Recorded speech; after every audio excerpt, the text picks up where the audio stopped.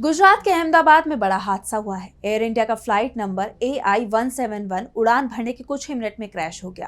Crash site से आसमान में धुआं का गुबार काफी ऊंचा उठता दिखाई दिया। रनवे से ही ये धुआं उठता दिखाई दिया। जैसे ही हादसे की जानकारी मिली, रेस्क्यू टीम मौके पर पहुंच गई और अपना काम शुरू कर दिया। हादसे की वीडियो लगातार वायरल हो रही है। प्लेन में क्रू मेंबर समेत करीब 242 यात्री सवार थे। ये विमान अहमदाबाद से लंदन जा रहा था और अहमदाबाद एयरपोर्ट से टेक ऑफ करने के कुछ देर बाद मेघानी नगर के पास क्रैश हो गया। एयरपोर्ट से मेघानी नगर की दूरी लगभग 15 किलोमीटर है। हादसे के तुरंत बाद फायर ब्रिगेड की 7 गाड़ी मौके पर पहुंच गई और आग बुझाने का काम शुरू किया।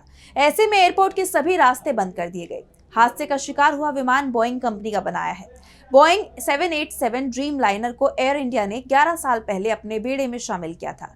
दिसंबर 2013 में इसे बोइंग से खरीदा गया था। एयर इंडिया के अलावा भी कई एयरलाइंस इनका इस्तेमाल करती हैं। इस विमान में 2 क्लास कॉन्फ़िगरेशन है, जिसमें बिजनेस क्लास में 18 सीटें और इकोनॉमी क्लास में 238 सीटें होती हैं, यानी 256 सीट होती हैं। और इसमें से अधिकांश सीटों पर यात्री मौजूद थे, जिसमें गुजरात के पूर्व CM विजय रूपाणी का नाम भी शामिल है।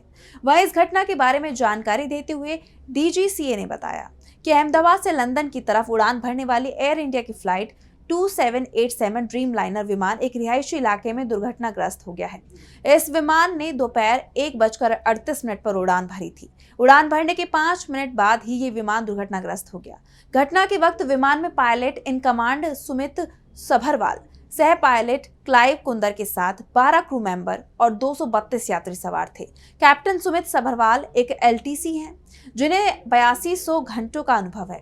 LTC का मतलब है लाइन ट्रेनिंग कैप्टन। ये अनुभवी पायलट होते हैं जो दूसरे पायलटों को ट्रेनिंग देते हैं। वहीं दूसरी तरफ उनके साथी पायलट क्लाइव कुंदर के पास 1100 घंटों की उड़ान का अनुभव है। गुजरात के CM भूपेंद्र पटेल ने विमान हादसे पर ट्वीट किया। अहमदाबाद में एयर इंडिया के यात्री विमान के हादसे की घटना से मुझे गहरा दुख हुआ है। मैंने अधिकारियों को तत्काल बचाव और राहत कार्य चलाने और घायल यात्रियों के तत्काल उपचार की व्यवस्था युद्ध स्तर पर करने के निर्देश दिए हैं। केंद्रीय गृह मंत्री अमित शाह ने भी मुझसे बात की है और पूर्ण सहयोग का आश्वासन दिया है। जो वीडियो सामने आ रहे हैं उसमें साफ देखा जा सकता है कि विमान ऊंचाई तक गया और फिर तेजी से नीचे की तरफ आया और क्रैश हो गया।